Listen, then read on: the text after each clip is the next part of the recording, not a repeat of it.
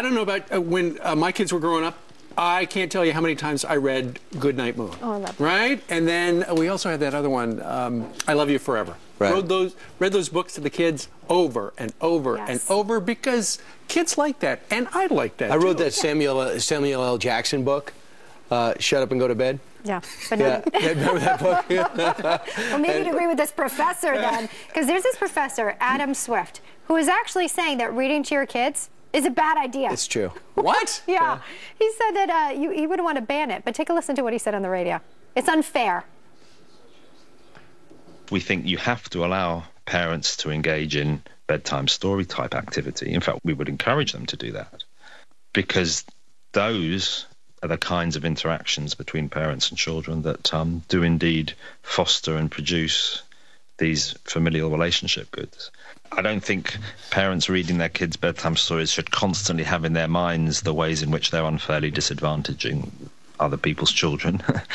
But I think they should have that thought occasionally. So between Goodnight Mush and Goodnight Hush and all of that, you should be thinking in that moment how at the same time you're nurturing your own child, that you are placing someone at a disadvantage and therefore should redistribute. Right. You should actually have a redistribution of reading time to help somebody else. Right, because there are some kids out there who a parent or a grown-up is not reading to them. Which is sad and is true. It is. But his perspective is interesting. I mean, there are a lot of programs out there where you can read to kids. I think we've all participated. Should we have a stranger over to read to them? Exactly. But in the moment of reading, once in a while, you should think about how in that moment you are just not stay in the moment with your child. Exactly. You're putting someone else at a disadvantage. You've done a good job. I feel terrible about reading to my children all those years. Yeah, I'm sorry my kid is picking up the schoolwork because I read to them. Here's the other thing that they have. If you do have an issue, and it's a sad thing for a kid not to have parents, they have something that would make it even better. You know that little pencil that you put over the words and reads out loud? It's called the Leap Reader. You could actually read to yourself just by going over the words as a 4 or 5-year-old. You can have your smartphone read to the kids. I mean, it's not as personal. You don't want to sit there and look at your smartphone and have them read to you. When you start dozing off, it's hard to follow on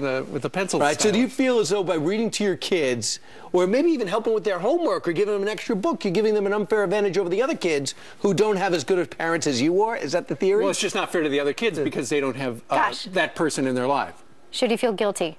Right. Over really doing now? There's a call to be more present with your kids, be with them, read to them. Now this guy's saying, but while you're doing that, make sure you feel guilty. The redistribution of parenting, ladies and gentlemen.